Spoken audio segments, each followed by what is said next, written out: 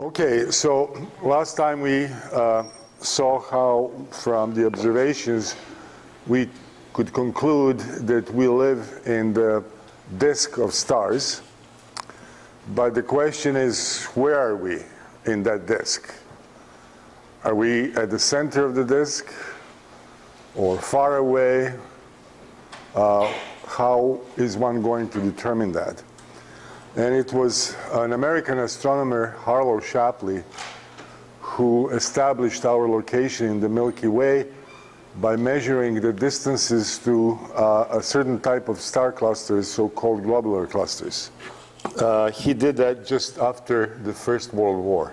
His life story is interesting. He was born on a farm in Missouri and then dropped effectively out of school after the age of after the 5th grade, and started working for the local papers as a crime reporter.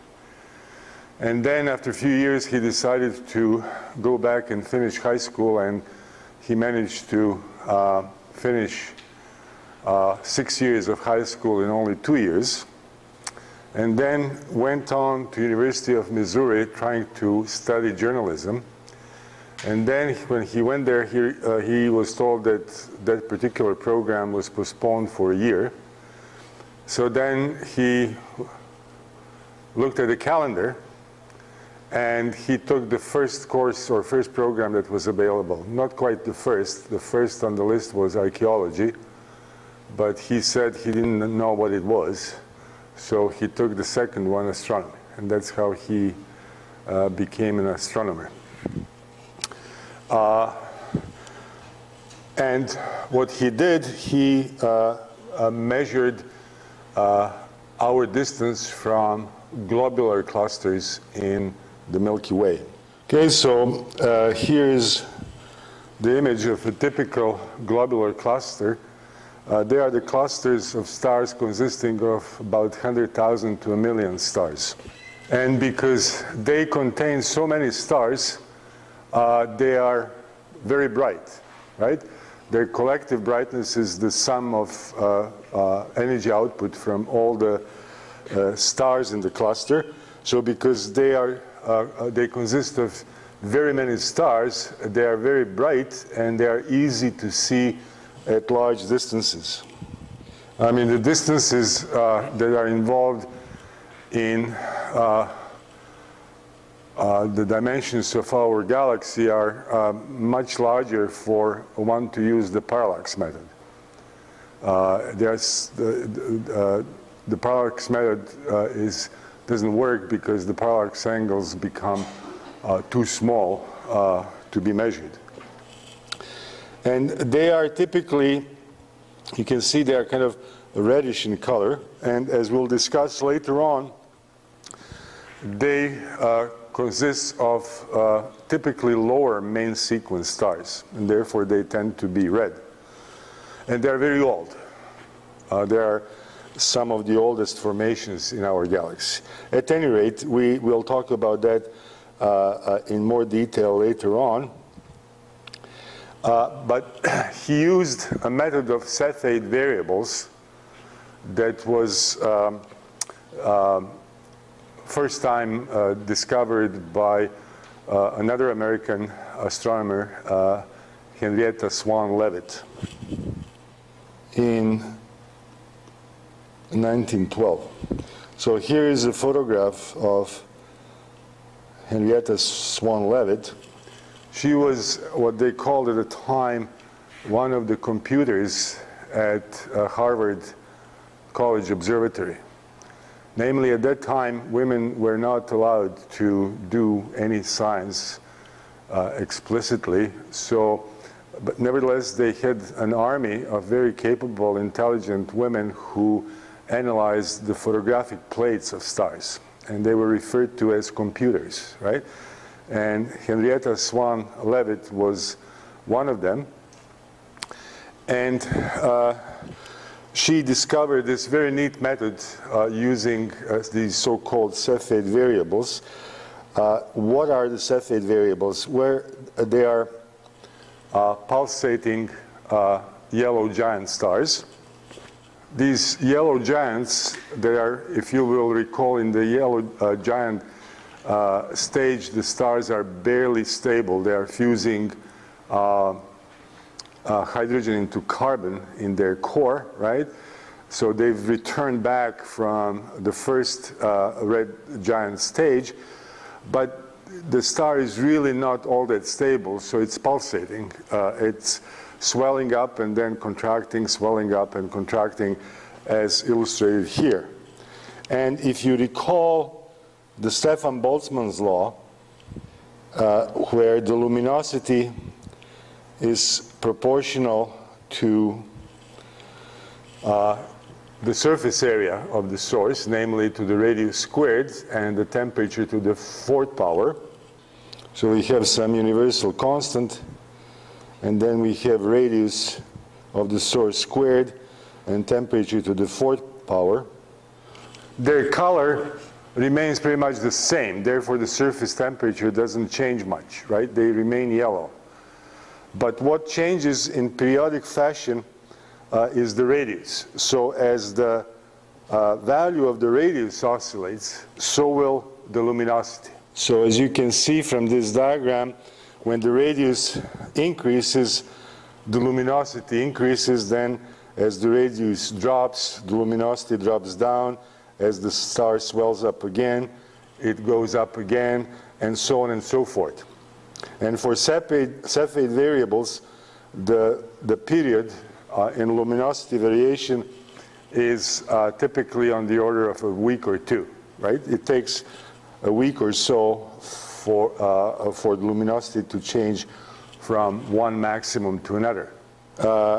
So that is the reason why their luminosity fluctuates, but her genius was actually to discover that there is a relationship between the period with which luminosity changes, this interval of time from peak to peak or from trough to trough, and the maximum luminosity, the value of the luminosity at the peak. By observing Cepheids in one of our satellite galaxies, so-called Small Magellanic Cloud, that is at a distance of about 200,000 light years. It's an irregular galaxy because it doesn't have a regular shape, just like a large Magellanic Cloud is. I'll call it SMC, sorry. Okay, so this is basically a regularity that she found. She found that the peak luminosity of Cepheid variable is proportional to the period of luminosity oscillation, okay? And she found this type of curve. These are the actual data, and they more or less fit a straight line, right? So basically the way it works, what you do is you find the Cepheid variable, right? And then you measure its period of oscillation. And then you use this graph. You go up. And then you read off the luminosity, that particular Cepheid variable. And then you know exactly what the luminosity is. Okay? And then once you know the luminosity of the star, and you measure its brightness, then you can determine its distance by using that relationship between the brightness of a source, its luminosity, and its distance. The brightness is 1 over 4 pi, then the luminosity over distance squared. It's neat, right? And that is how we can determine the distances to either large distances in our own galaxy or the distances to stars and clusters in nearby galaxies. And actually, later on, Edwin Hubble, by establishing his famous Hubbles Law in the late 20s, he used the same method to, or actually he used the same method to determine the distances to the galaxies that are not too far from us. And he was actually trained as a lawyer. And his behavior actually kind of points to that. He was a very manipulative type of guy. So he was maneuvering around later to try and get the Nobel Prize for physics for his result. And of course, because he used the method of Cepheid variables, he also tried to share it with Henrietta Swan Leavitt and proposed that to the Swedish Academy, not knowing that actually she passed away from tuberculosis, so she was not alive. She could not have received it. At any rate, so this is the method that Harlow Shapley used to measure the distances to globular clusters. He would find Cepheid variables in globular clusters, use this method to determine their distance, and found the following result. Okay, so these are his results.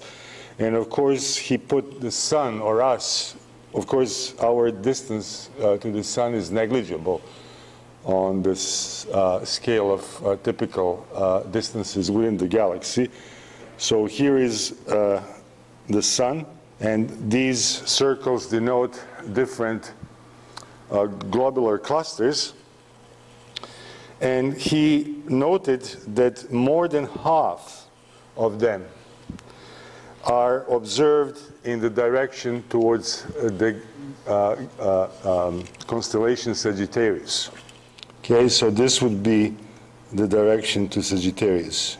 And the center of our galaxy, as we'll discuss, is in the line towards this galaxy Sagittarius.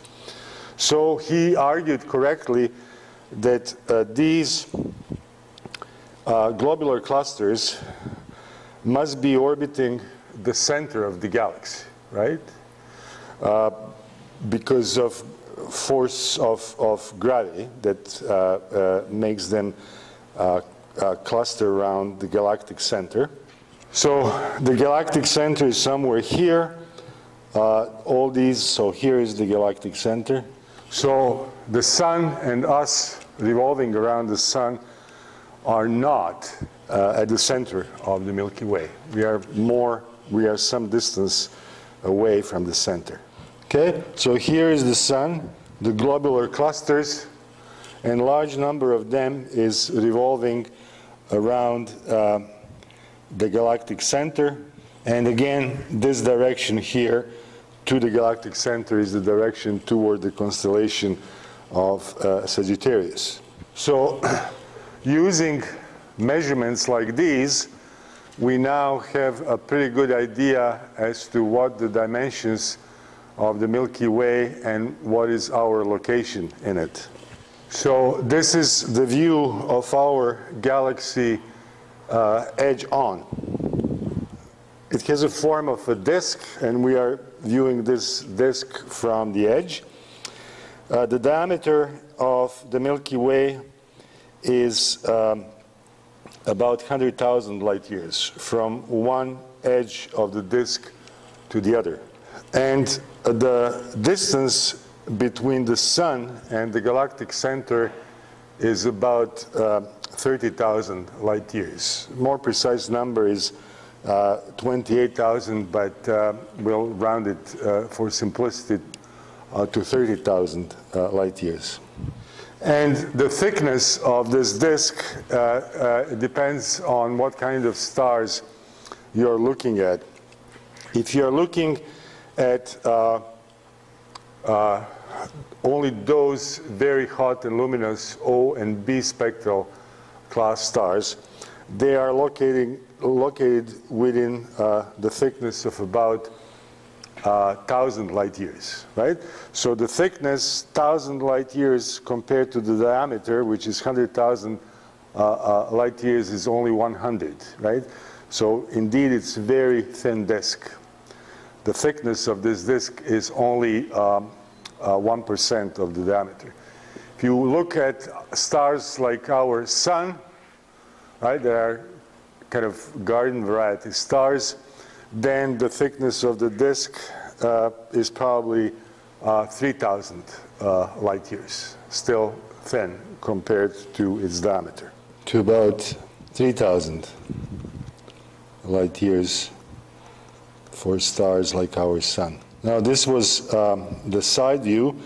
There are other features that we'll talk about more later. This region above and below the disk is known as halo. And you see that these globular clusters are distributed throughout the halo around the center of the galaxy. And at the very center of the galaxy, we have this bulge. So these are the three most important parts of the Milky Way galaxy: the disk, the halo, and the central bulge. And there's a difference in the kind of stars that one finds in these three parts of the Milky Way. Now, that's not all. It turns out that the material in the disk is not distributed uniformly, but that gas and dust, and in particular these hot luminous stars, are located in spiral arms. So let's take another look.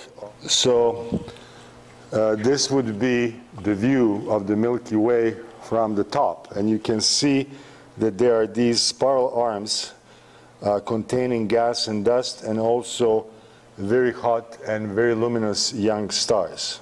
So again, the diameter of the disk is about 100,000 light years. We have this central bulge, and in the middle of it there's a nucleus, and here is approximate position of the sun relative to the galactic center at about 30,000 light years away. So we actually have this, this is not arbitrary. All of this is based on the information that we get from various kinds of observations. And on Thursday, after the test, I'll discuss how we know that indeed our galaxy has spiral arms, because no human has traveled outside the galaxy and took a photo, right? This is just an artist's impression of how it would look like to some observer in outer space based on observational information that we have.